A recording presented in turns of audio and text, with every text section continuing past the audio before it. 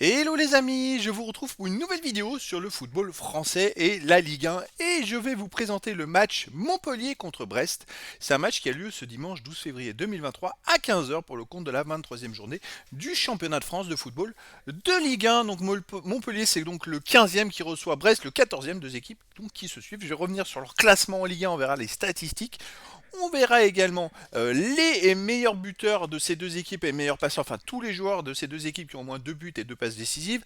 On verra aussi les 10 derniers résultats pour voir la forme du moment et on verra les compos d'équipes probables possibles avec les tactiques éventuelles qui nous permettra de définir une tendance à cette rencontre, même si c'est pas figé et d'ici le début du match, tout est possible. Alors Montpellier est donc 15e de Ligue 1 avec 20 points en 22 matchs, 6 victoires, 2 nuls, 14 défaites, 31 buts pour, 45 contre, moins 14 de goal average.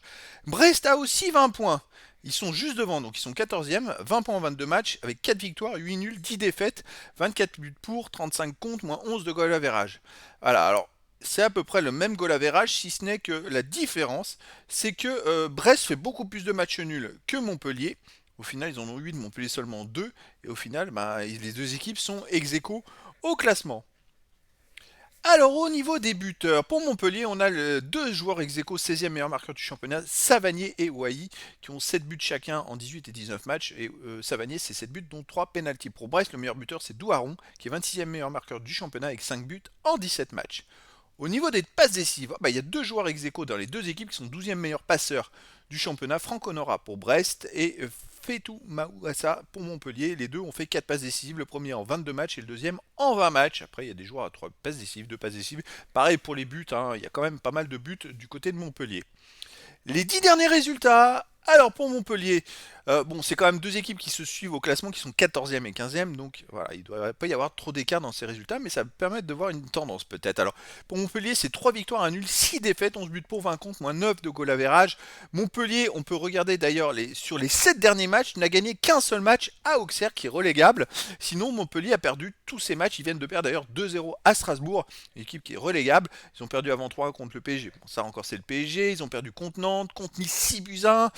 Montpellier n'est pas vraiment en forme, peu importe que ce soit à domicile ou à l'extérieur, parce qu'à domicile, ils ont quand même perdu les deux derniers matchs, 3-1 contre Paris, 3-0 contre Nantes, et 2-1 contre Marseille, même, ils ont perdu les 3 derniers matchs. De son côté, Brest, sur les 10 derniers matchs, c'est 2 victoires, 4 nuls, 4 défaites, 12 buts pour, 13 contre, moins 1 de goal average. Alors, au niveau des victoires et matchs nuls, défaites, c'est bon, je pense que c'est à peu près la même chose, même si ça se ressemble. Mais au niveau des buts, marqués, buts encaissés, Brest est bien meilleur, et tout simplement parce qu'ils ont battu Angers 4-0. Mais sinon, on regarde sur les 3 derniers matchs de championnat, ils viennent quand même de faire match nul contre Lens, qui était avant, qui est maintenant 3 de Ligue 1, à Lyon. Et ils ont battu quand même Angers 4 buts à 0. Donc à part la défaite contre Lens en Coupe de France, avant ils avaient fait aussi deux matchs nuls. C'est-à-dire que, alors c'est dommage, ils font trop de matchs nuls, c'est qu'un point le match nul. Mais sur les 5 derniers matchs de Ligue 1, ils ont fait une victoire et 4 matchs nuls. Alors sur 15 points, ça veut dire qu'ils ont pris que 7 points sur 15 malheureusement, parce que ça paye pas finalement, 7 points sur 15, c'est pas terrible. Mais voilà, ils sont quand même dans une phase un peu meilleure que Montpellier. Les compos d'équipe probables possibles avec les tactiques. Tout peut changer bien sûr d'ici le début du match, mais bon. Alors pour Montpellier, gardien, le compte défense Sako Kouyaté, Julien Silla, milieu de terrain défensif, Ferry, Leroy, milieu offensif et ailier, Wai, Savanier, Cazerie, attaquant, Germain, du 4-2-3 en tactique. Et pour Brest, gardien Bizot, défense Lala, Dari, Erel, Brassier, milieu de terrain Magnéti, Camara, Lesmelou, attaquant le Douaron, Mounier et Del Castillo qui est de retour, qui a fait une petite entrée au dernier match et qui maintenant va pouvoir reprendre sa place.